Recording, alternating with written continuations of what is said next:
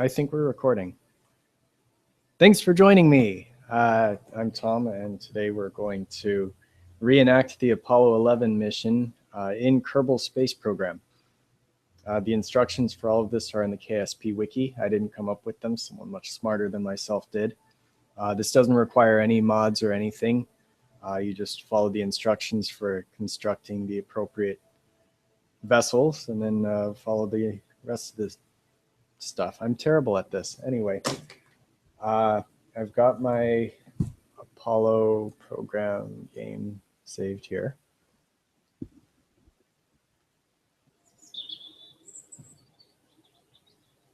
And the first thing we want to do is find, okay, that's where the Space Center is located, more or less. And we want to launch when the moon is more or less on the horizon. Oh, I'm bad at this. Okay. Didn't think that through. Okay. Slow down, speed up, slow down, whatever. Where'd the moon go? That's not the moon.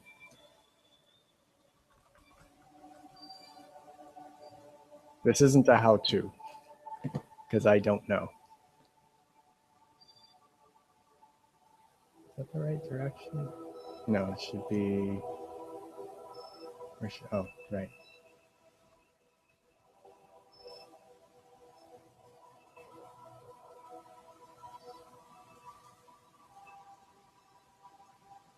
Okay, this is how this is done. So we put the moon basically on the horizon. Ish. And then I'm going to take my Saturn V replica. And when you follow the instructions in the wiki to build your Saturn V, make sure that you also follow through on preparing your staging properly. The moon's not quite on the horizon. Where'd you go? There it is. It's right there. Okay. And let's space. The first stage is super heavy. We're not going to worry about that too much because there's a lot of gas in this vessel. So we'll get there. Slow start, that's all. Because liftoff is kind of boring, I pulled some information from Wikipedia that I thought I'd share about the actual Apollo 11 mission, just to pass the time. Of course, since this is the internet and 21st century and all, you can pass the time just by skipping ahead. I don't have that luxury, so I'm doing this to entertain myself more than to entertain you. The Apollo 11 mission launched on July 16, 1969, 9:32 a.m. Eastern, which meant those of us on the Pacific, or my grandparents and parents on the Pacific, had to wake up early to watch it. No consideration whatsoever for those folks. In addition to the throngs of, I'm reading directly now from Wikipedia. I'll start over. I'm terrible at this. In addition to the throngs of people crowding highways and beaches near the launch site, millions watched the event on television, with NASA Chief of Public Information Jack King providing commentary. President Richard Nixon viewed the proceedings from the Oval Office of the White House. A Saturn V launched Apollo 11 from Launch Pad 39A, part of the Launch Complex 39 site at the Kennedy Space Center. It entered Earth orbit at an altitude of 100.4 nautical miles by 98.9 nautical miles 12 minutes later. At this point, I'd like to point out we're actually not going to go into a regular orbit around Kerbin. So that's where we deviate slightly from the actual mission. It's just faster this way to go straight to the moon, if we please.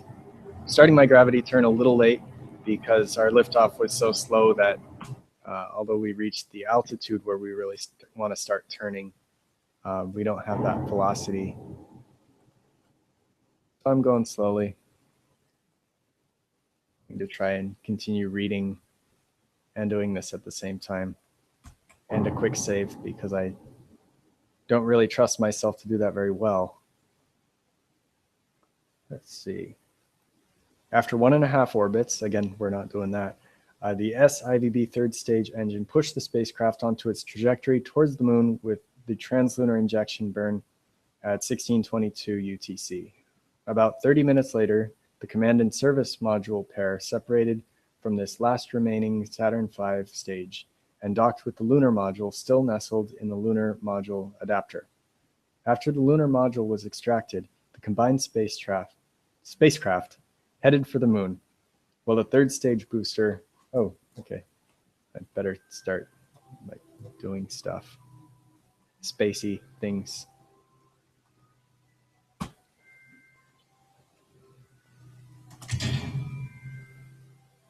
I hope I'm not wasting too much monopropellant. Left RCS running. The actual astronauts had to be careful with resources and things like that. We have the luxury of, well, quick save.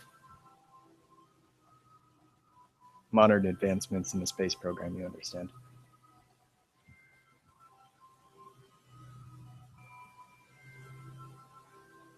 Let's see.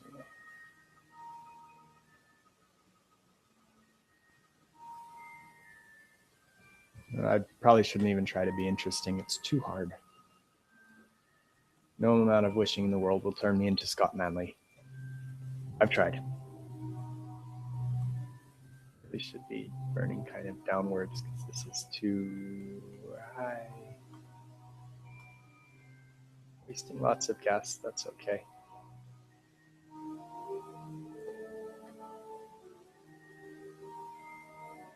Just not on a very moony trajectory right now. I'm trying to bend it a bit.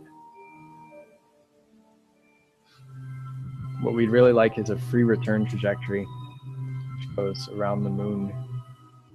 The moon actually will rob some of our momentum, which will help us get back to Earth. And then we're going to exit that trajectory so we can go into an actual orbit around the moon. But the nice thing about the free return trajectory, it offers a nice escape plan if the mission goes awry.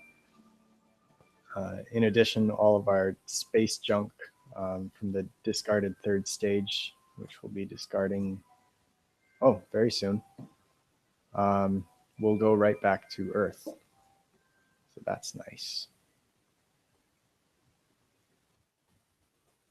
So we need to keep bending this a little bit. Stages.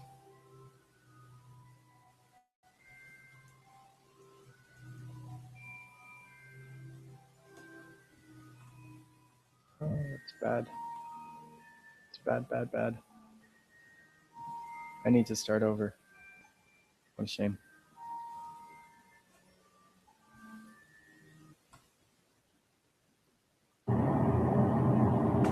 How bad is it? Well, we can work with this. Okay. Notes for future screencasts. Be less terrible at this. I shot way too far outward, did my gravity turn a bit too conservatively. And so I burnt a whole bunch of gas, didn't have the fuel necessary to do things as they should be did.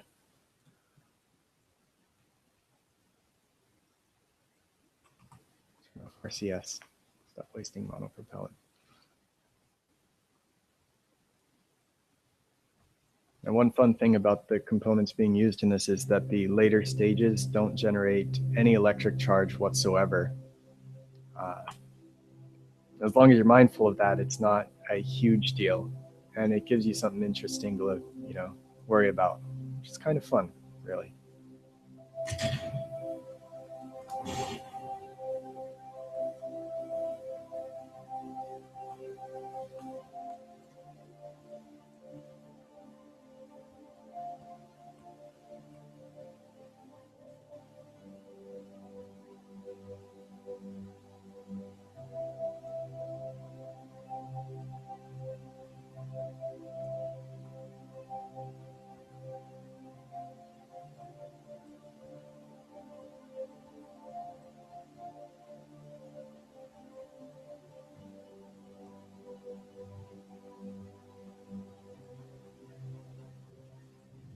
turn a little bit downward, bend it a bit.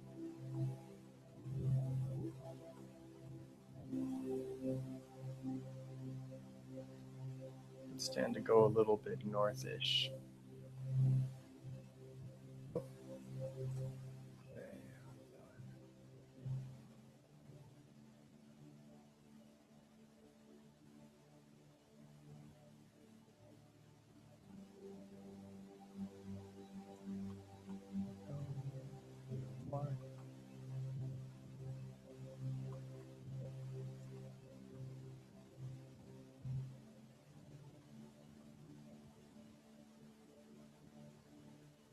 To loop around the moon a bit. We can. We do want a periapsis though, if we can afford one. There's one. It looks like we're going to be a little bit south of the moon. It's going to throw us up and over like that, and we don't care for that too much. So we're going to get a little bit of a northy burn.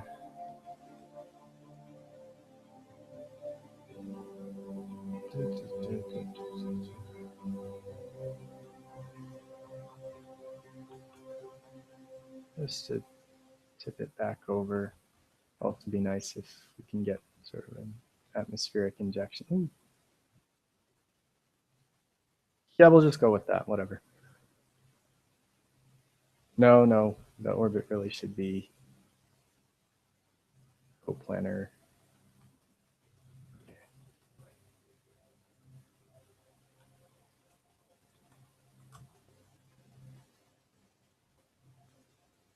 That's going to be close enough. We do need a little bit more prograde burn because now we're just on a collision course with the moon, which is not the particular science that we're trying to do today. When NASA does things like this, they use a strategic kind of approach called measuring and planning. I just don't have the patience for that.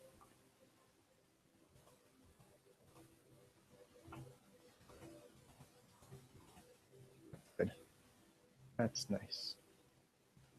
Okay. Now we're just going to fast forward to a part where things are nice and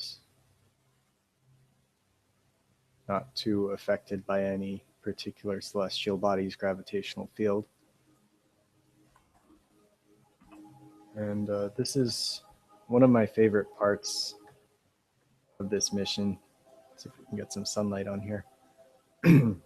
First thing we're going to do is dispense with the nearly spent third stage. And because we're on a free return trajectory, that third stage is going to tour the moon, and then it's going to come and return to Earth. Carbon. The next thing we need to do, we have our lunar stage back here, our landing module. And where we really want that is in front of the service module, in front of the command module. Because the service module back here has the bigger engine and more gas and the things that we need to enter and exit lunar orbit. So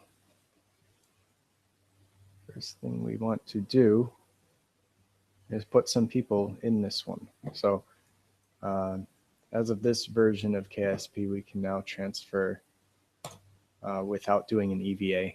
It's a little more authentic this way. We can just imagine that they're crawling through hatches or whatever. I'm blind. Where's the door? I think some glow-in-the-dark tape or something to mark where the door is. All right, so that's one in. We're going to get Jeb and Bill. It's hard to determine, Jeb, Neil Armstrong, right? But Which one is Buzz Aldrin? Is it Bob or is it Bill? I go with whoever I went with. I already forgot. Bill. Bill will be Buzz Aldrin. So now that they're in there, it can help us keep things stable. We're going to decouple the nodes.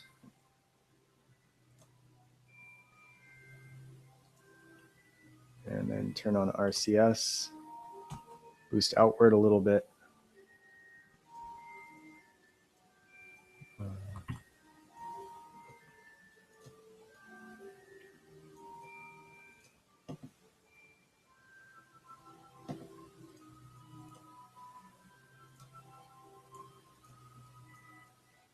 I like this part. It's not a traditional orbital rendezvous kind of thing. It's just two things floating in space, separating and then reconnecting. I like to turn off SAS for the turnaround, just because it's kind of pretty to watch it just drift slowly. With SAS, I'd be constantly burning fuel or consuming electric charge to keep it rotating. I'd be fighting the SAS's instinct to stabilize. So this is much more spacey in my mind to just watch them drift like this. It's peaceful.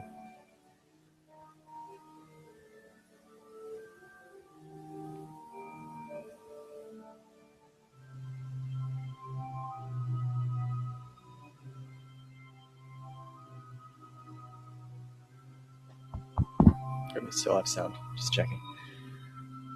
I'm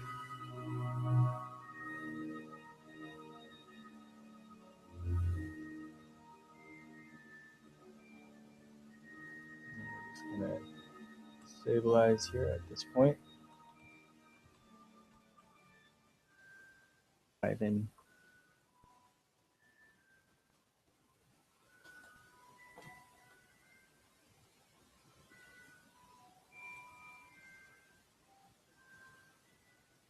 You could do this faster. I just like the way it looks, moving slowly.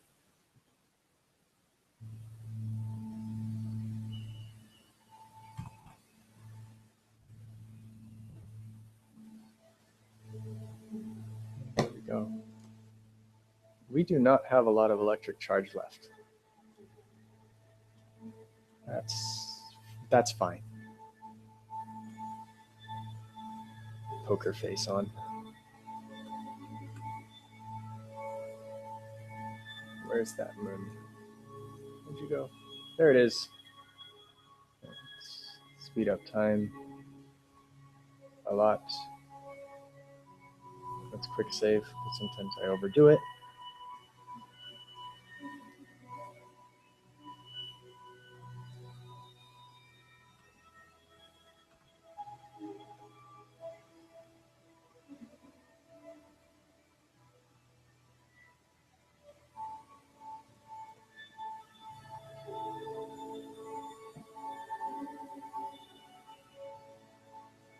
So now, of course, we're in the moon's sphere of influence, being affected.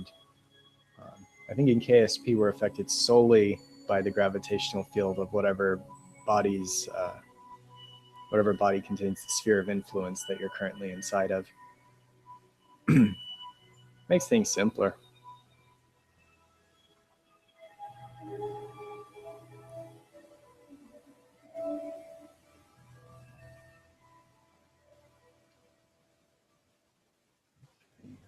Approach periapsis. We'll make efforts to circularize the orbit.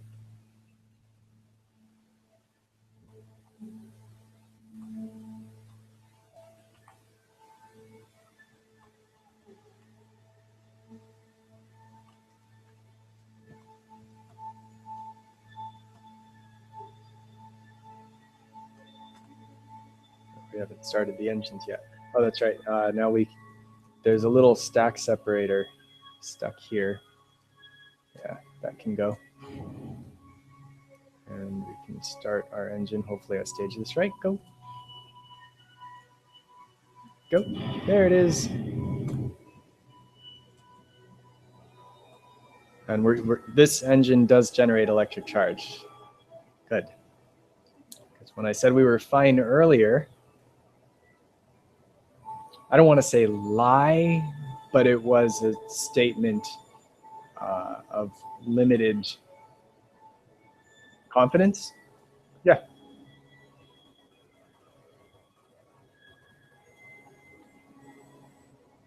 We're slowing down our orbit around the moon because we're going too fast to orbitly orbit it. We're at 30, that would be, that's just a nice altitude to work with. And so I'm going to try and put our periapsis right where we are by burning downward. Burning downward when your periapsis is behind you moves your periapsis closer to you and eventually in front of you. So if we're at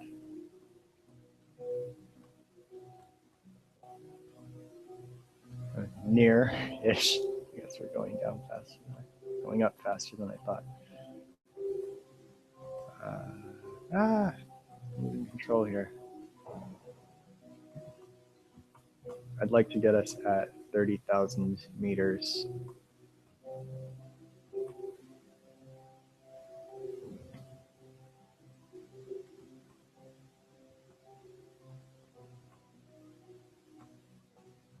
Tough.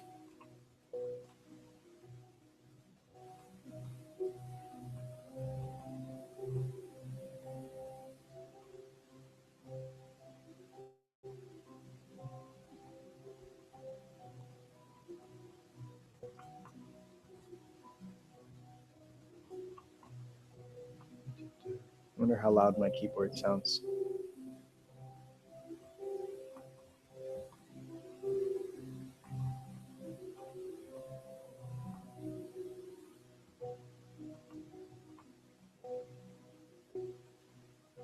We can make that work. Okay. We're going to go around one more time just so that we're not landing into darkness. It's nice to be able to see things when you're landing. The landing module does have a radar altimeter that determines your surface altitude, something that you don't normally get with the interface. I don't like working with it, though. I'm a visual person.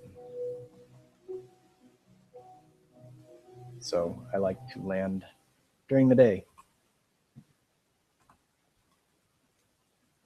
So at this point, if you haven't already transferred your Kerbinauts over to the landing module, you do want at least one in there. We do already, so now we're going to undock. This one's going to chill. You'll turn off SAS just to be sure that it's not going to consume too much power. And now we have 76 electric charge. That number is not going to go back up ever. It's only going to go down. So we want to keep an eye on that figure. Give a little time for these guys to get apart from each other. Could use RCS for that.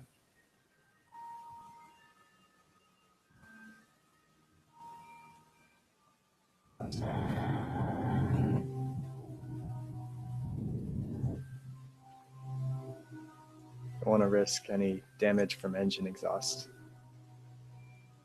Exercising an abundance of caution.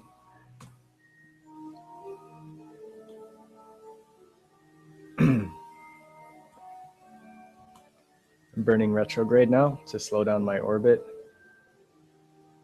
and get a nice descent course going. I overshot this gigantic crater that no one could possibly miss. I'm going to miss it. That's fine. Perhaps I could say I was aiming for this one down here. Oh, it's not quite level with our orbit.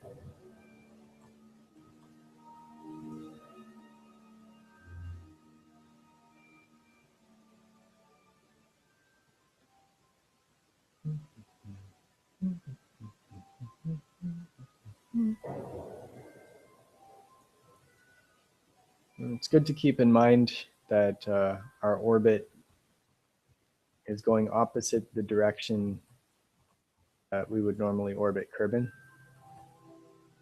Let's say westerly orbit, I guess. Good to keep in mind later when we leave the surface of the moon to rendezvous, once again with the command module.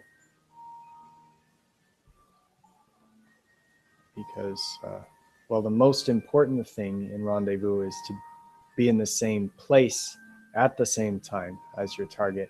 It's also a good idea to be going roughly the same speed to avoid what's known as radical disassembly and termination of crew members. Oops, that's not the button that I wanted to push. Too many buttons in this game. A note for the game developers, too many buttons, and I still have the note for myself, be less terrible at this in the future. So there's room for improvement across the board.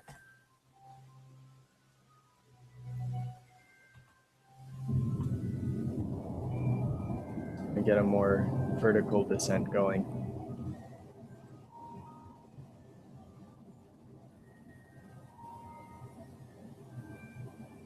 Just sort of visualize as I'm blasting this way. This is my retrograde. This is away from where I'm going, essentially. So wherever you're blasting towards, your away is going away from that. That's terrible. Well, this electric charge does continue to go down with any sort of course correction. Also with SAS enabled, there is a minimal trickle of power coming out. So anytime that you want to change your heading a little bit to conserve power, it's a good idea to disable SAS and tap more or less in the direction you're trying to go. And then when you get there, re-enable SAS. Let's see. It's a good speed to be going at this altitude. If we were being extra cautious, we might go slower. But the more time we spend burning, it's more time correcting headings, more energy spent, and this particular engine, as mentioned before, doesn't generate electric charge. Just a wasteful engine. All it does is progress science. I guess slot. Oh, I am going faster than I thought I was. I mentioned earlier my reliance on quick saves, and from the looks of things, I'm going to go back in time a little bit.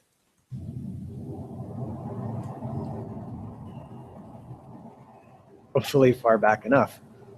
We'll see.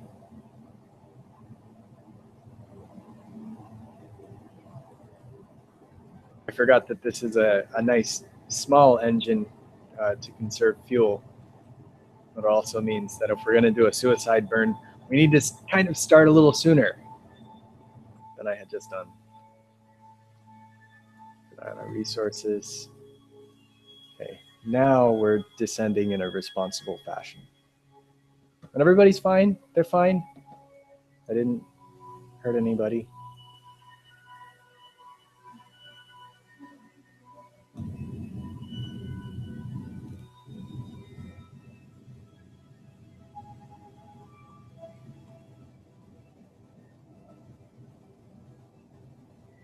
Sun's coming.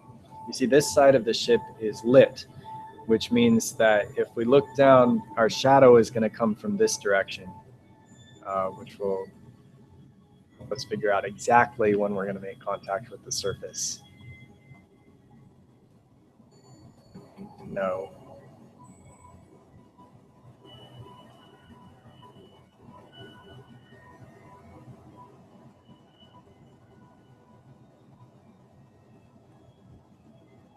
There's our shadow.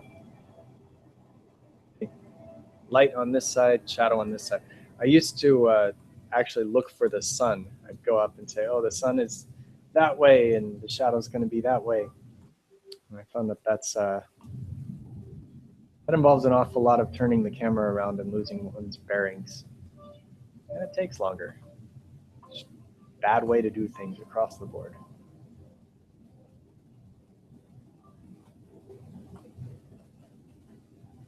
Never tell if I'm going to land on a slope until I, do. That's probably what's going to happen here. Famously slopey, craggly moon.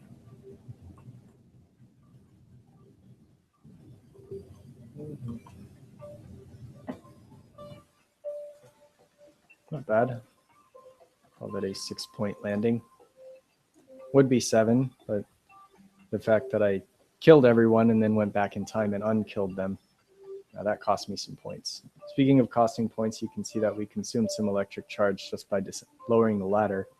In addition, we're just sitting here doing nothing, but SAS is enabled, which is consuming electric charge. So we'll put an end to that. We still have plenty, but keep an eye on things. Let's do an EVA just for not going to do anything meaningful. On the moon, hooray, okay. I can do this without falling down and embarrassing myself. The ladder doesn't go quite as low as one would hope. There we go. In you are, okay. The ladder's not really hurting anyone. You could leave it down if you're concerned about electric charge. I'm going to do that too. I'm not going to try and impress anybody. Because the last time I did this, I had like 5 electric charge left. So we're going to wait for the command module to come back around.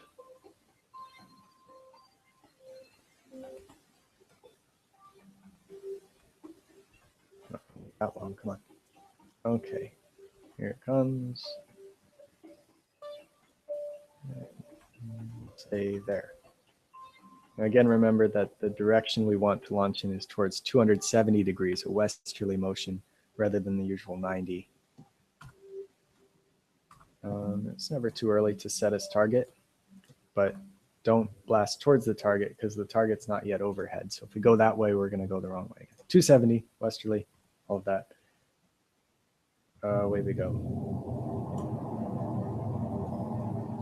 Landing gear doesn't seem to consume any energy, so we can tuck that in. See, we didn't lose any electric charge doing that. Not quite straight up, are we? Once you get a respectable distance off the surface, you can begin essentially your gravity turn. It's not the same as launching on Kerbin where you want to clear the atmosphere first. You need to be going a little bit more northy. There we go. That's good. Ish.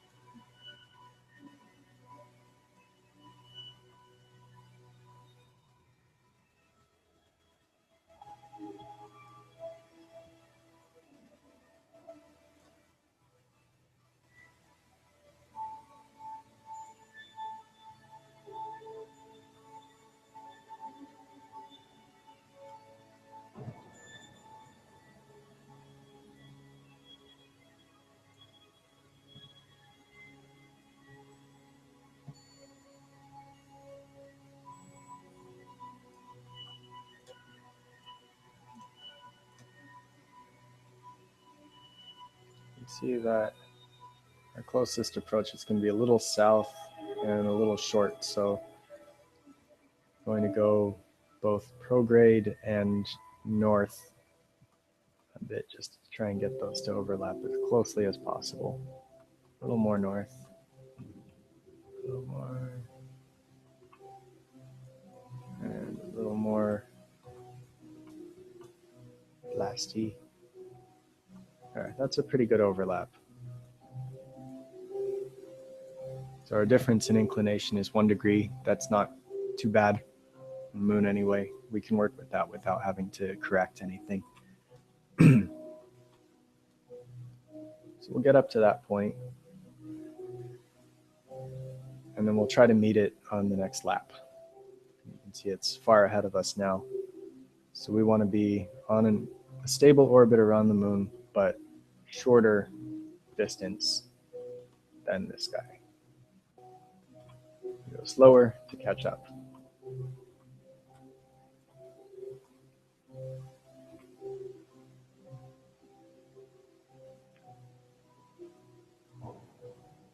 Something is happening, it just doesn't look very much like it.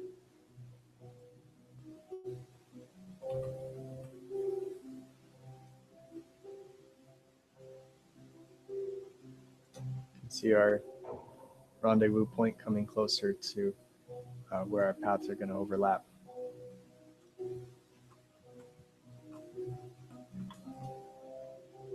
Get that, if we can, to within 1 kilometer. 3, 2, 1, and less than a kilometer. There we go. 0.4 kilometers. They're going to be close for a while too. You can see that the orbits aren't too different. Of course, you always want to check after you do this that your periapsis is actually above the ground, because if you're too far behind, then you need a really short path around. And sometimes you're so concerned about looking at this that you don't realize your path is so short, you're going to cut through the surface, which isn't good. If that's going to happen, you just want to speed up a little bit, go on a slightly longer path, maybe get them on the next lap around. No shame in that. So let's go ahead and speed things up. I'm going to turn off SAS. As you can see, we are just hemorrhaging electricity at this point. On and around. Just one around they go. And difference in speed is so minimal that I think we can pretty much handle this approach entirely from the service module. Let's see who has the most electricity to work with and go with that. So as we get close here,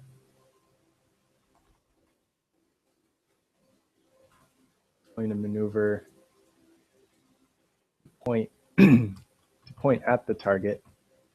Things easier.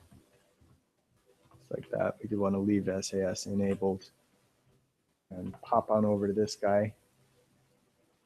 Fly and blind. There he is. I click him. There we go. Target in sight. We're headed away from it now. That's fine. We can work with that. Turn on RCS. Turn on engines. That's what we'll do.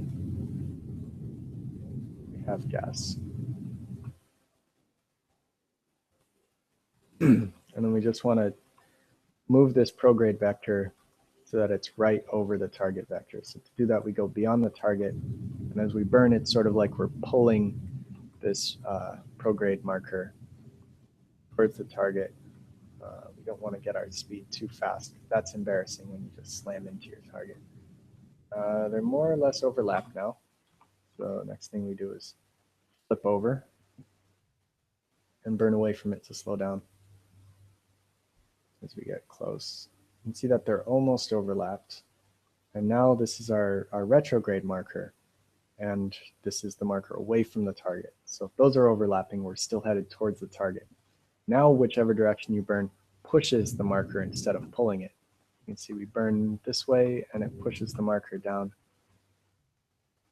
This helps refine our approach. They're almost perfectly overlapped now and a close enough distance that I don't think we need to do any more corrections until we slow down our approach by burning directly retrograde. I should point out we're in target mode. So when I talk about prograde, retrograde, I'm really talking about direction relative to the target's current position relative to you. It's all relative.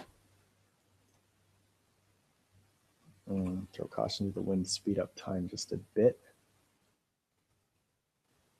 And that lander should be still pretty much pointed directly at us, which is handy because we don't have to switch back to it. Now I'm going to burn away and slow down.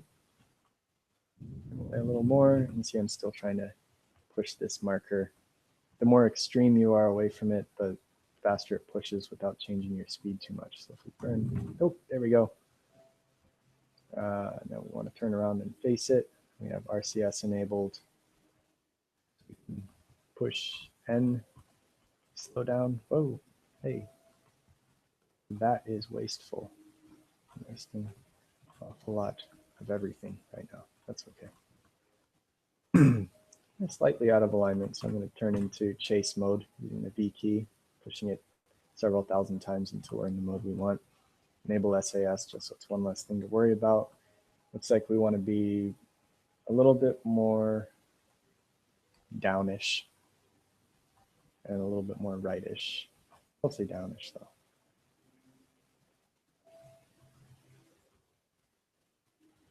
And these are pretty forgiving connectors. I just want to make sure we're still headed towards it. IJKL to move that marker around, so it needs to be more down. See them kind of swinging into alignment here.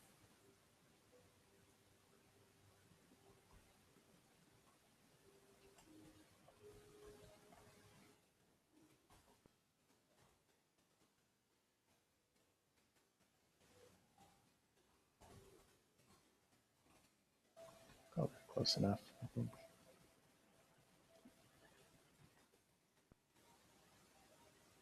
Okay, I'm making a mental note. Don't forget to transfer the curvinauts.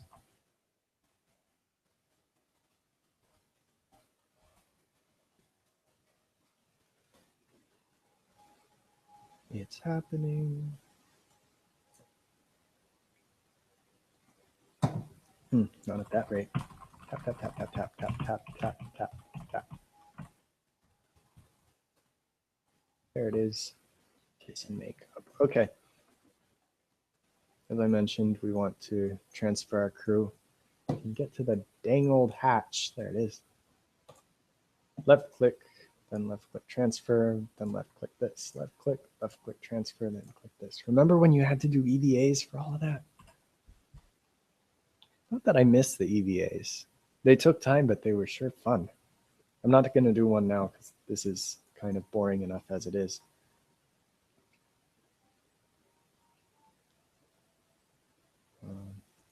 There's no way to transfer charge, is there? I've never tried that. Oh, you can transfer charge. I'm going to transfer most of the charge. Okay, I missed the button, so I transferred all of the charge. I'm going to transfer some back. A little more. The stop button wasn't where I thought it would be. Okay, there. Okay. And just in the interest of keeping things tidy, I'm going to crash this into the moon.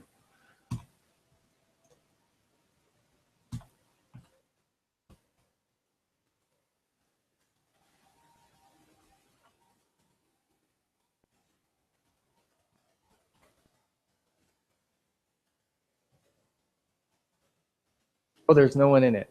I forgot about that. There's nobody in there. Which is why you don't want to crash it into the moon in the first place. So scrap that. We just had an early separation. That's fine. Now, for I think the first time since I did this mission, I actually am going to plan something. Which way am I going? That way, right? Westerly. I'm going to create a maneuver wherein I burn prograde while I'm opposite Kerbin. And you can see that's my exit, escape rather, as we enter Kerbal orbit. If we burn a little more, we get our periapsis down, down, down.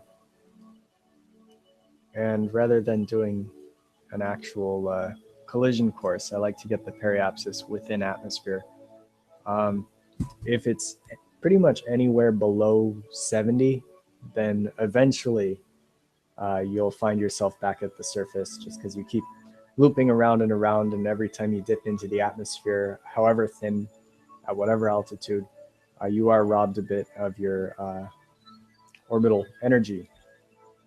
Of course, what can happen, since you do still have the moon knocking about up there, is if it's a really eccentric orbit, then the moon can fling you back out into space, or you might crash into the moon. So, long story short, I like to get it within close to 20. That way you really cut into it and land on your first pass. So that was just the maneuver node. Haven't actually done anything yet. Speed up a bit, come around. Oh, too fast, too fast. Okay, we can work with that. We can fix this. That's not very, we're not, that's not as bad as it looks.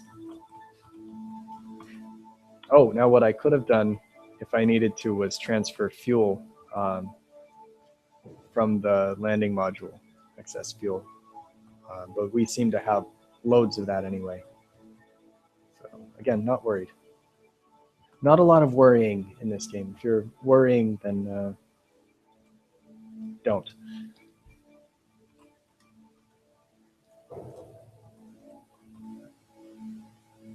Can't believe this is still recording. Oh, right, keep going.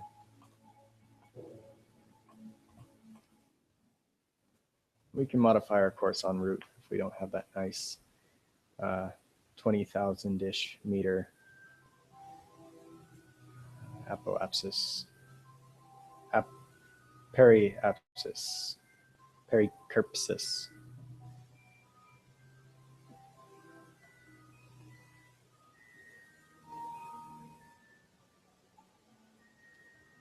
Six, 5, 4.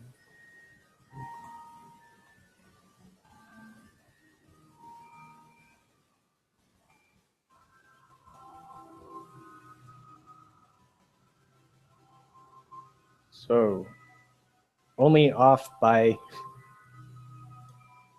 100-ish kilometers. Okay. That's fine. I'm not worried. We don't worry in this game. In space, no one can hear you worry. I'm going to burn slightly retrograde and slightly downward just to steepenify our approach.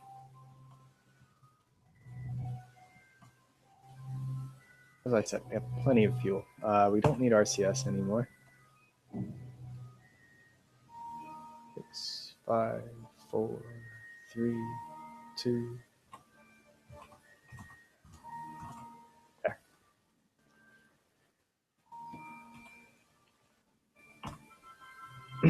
I'm always worried with the stages that you need to detach just before reapproaching, that at some point they're going to slam into each other during reentry. So as long as you're on your reentry course and you're not going to abort it for any reason, I see no reason not to just split up right now, because that just gives them more time to separate from one another. It's never happened. I've never actually slammed into my own gas tank on reentry. Usually I slam into other things during reentry. And at this point, we can even turn off SAS. The only thing we really have left to do is to engage the parachutes. Away goes our stage as we approach, hello, as we approach Kerbin.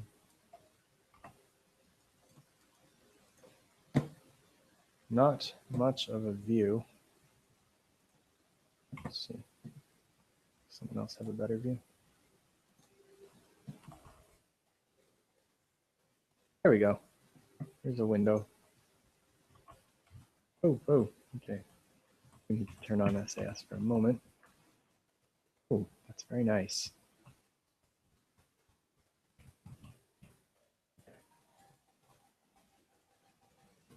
Enough knuckleheadery. Actually, I kind of like to just watch the approach happen from the window. Doesn't that sound nice?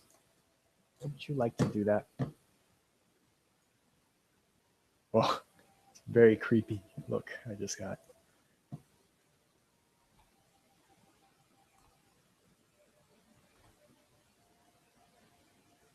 So we're getting closer. That's really nice. I've never done this before. Watched the re-entry from the window. I have enough electric charge for this. Certainly.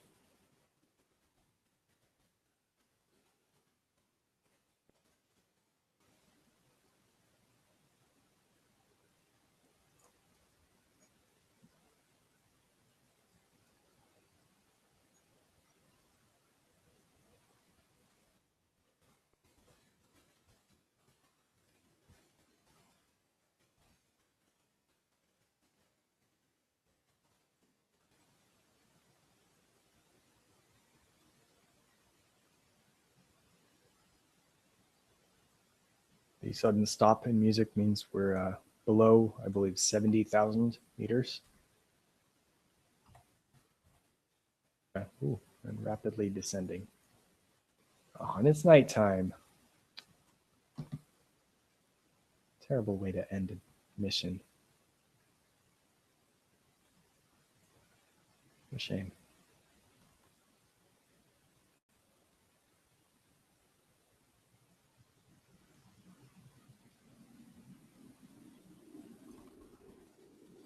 Turn off SAS, then it swings around wildly. By wildly, I mean in a fashion carefully governed by the properties of physics.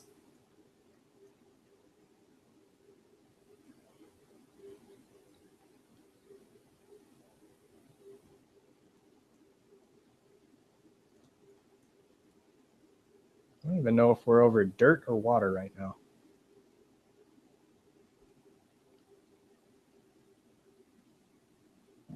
That looks like a thing. I'm going to say dirt. There's no way that's the Space Center, right? I can't tell. I'm really bad at... I'm bad at real geography, let alone fictional. Oh, we're low enough now. Oh my gosh, that's an airstrip, isn't it? I pushed space just now to engage my parachutes. I think that's the... Is that the little island with the landing strip?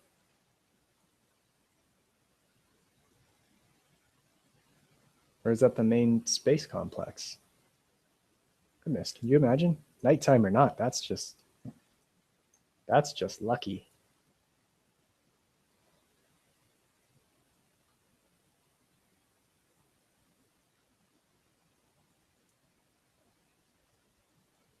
So the parachutes fully go ploof 500 meters above whatever you're most likely to touch down on. So if it happens at 500 meters, that generally means we're headed for water. This looks a lot like land to me. So it's probably going to happen sometime before we get down to 500 meters. Is that the Space Center?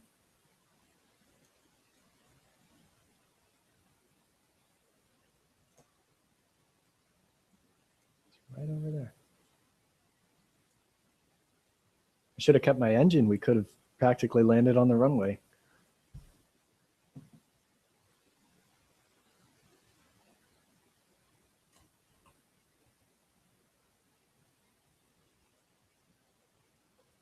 So we're about 200 meters. The surface that we're going to land on is about 200 meters above sea level, it would seem, because the parachute's ploofed out at about 700 meters.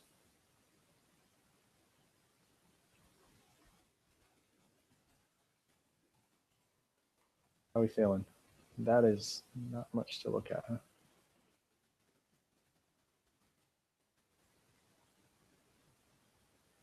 Oh, we landed. I know you didn't hear anything. I didn't hear anything either. It was very anticlimactic. Anyway, everyone's here. They're safe. And I just got to see.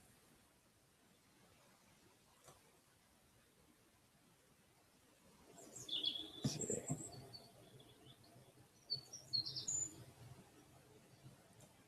What kind of little craft can we use to get over there? Super heavy lander. That sounds about right. Oh, except the landing gear won't be engaged. I don't know if this thing is suitable for takeoff.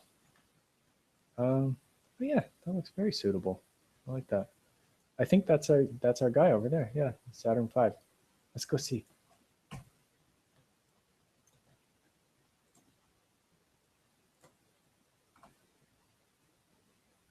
Well, how many crew are in here? That's what I'm thinking.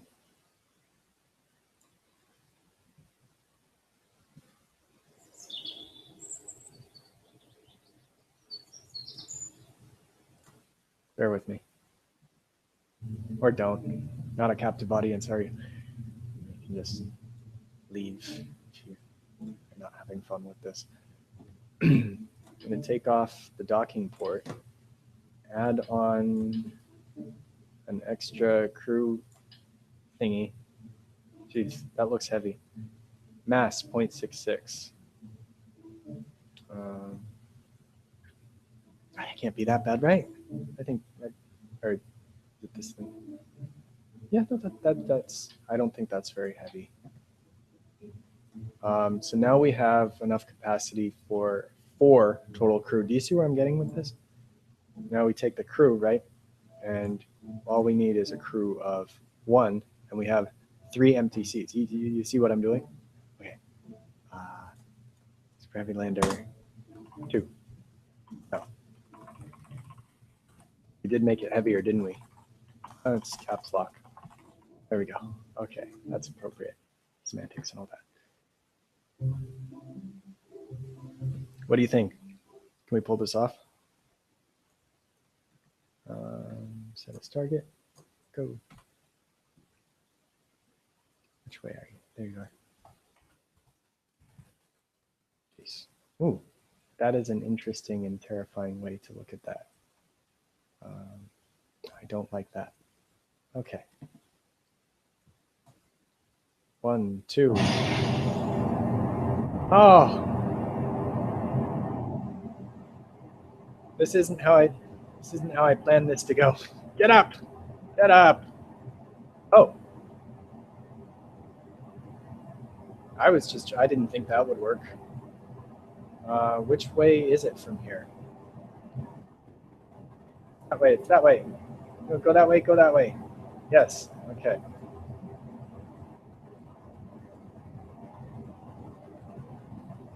Okay, I see it now.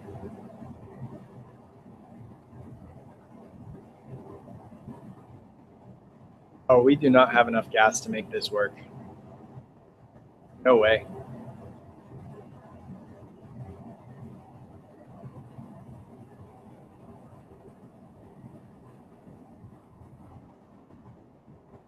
Mm-hmm.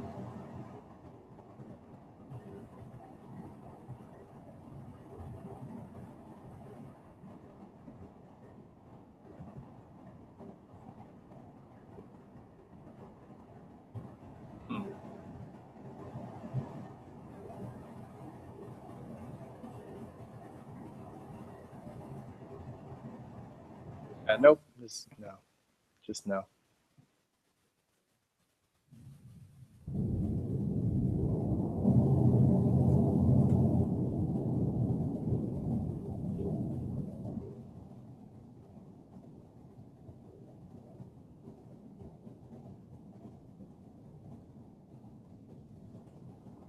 Oh.